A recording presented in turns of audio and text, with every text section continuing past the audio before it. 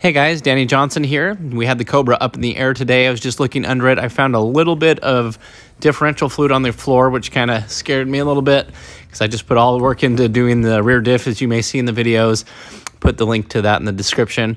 Luckily, the differential was completely dry everywhere. It looks really good, still sealed. And so what it was is, if you look up, you'll see the little vent tube. And so there's probably just a little bit too much fluid in it. And so it was leaking out just a little bit from that vent tube, kind of down onto the ground. You can see how moist it's looking here on the actual vent tube itself.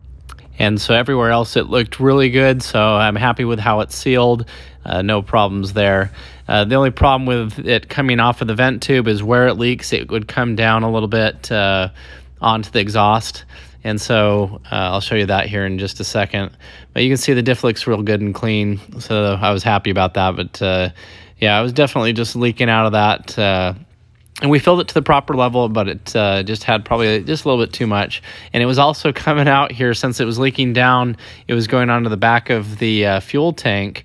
And then actually what would happen is, I did a few good spirited pulls in it the other day and found little droplets of this that had then sprayed around the back and got onto the back bumper. And I was a little bit freaked out when, you don't want to see oil on your back bumper, thinking you might have blow by or something from the engine.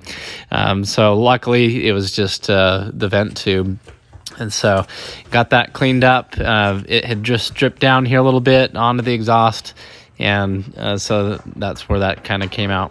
And so Justin SVT came over, and we were looking at his Cobra because he was hearing a little bit of a clunk. And so I was watching him as he was moving it to see if it was a loose brake caliper or a knuckle or something like that. And I found it was coming from the center of the differential. So here on my car, you can see right here, this is called the dog bone. It's a dampener for vibration.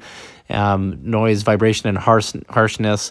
And so this is kind of the orientation coming from my differential video that you'll see. And so the bracket for this is part of a shim. So if you were to remove this, as a lot of people do, you need to make sure that you keep the bracket or replace it with an equal-sized shim.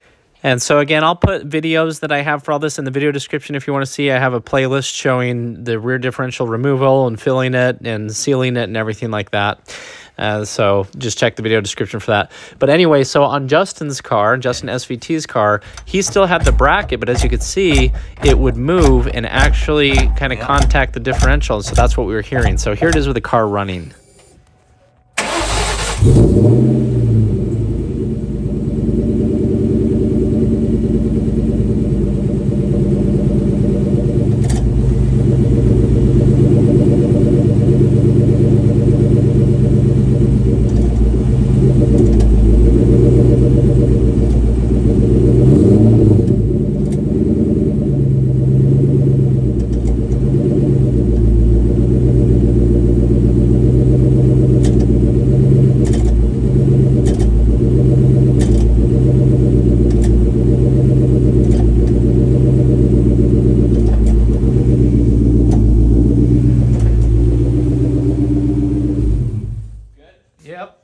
So sometimes it takes getting underneath these cars to see what it is. I had another friend who had a fuel filter bracket that was loose and kind of moving around and making strange sounds.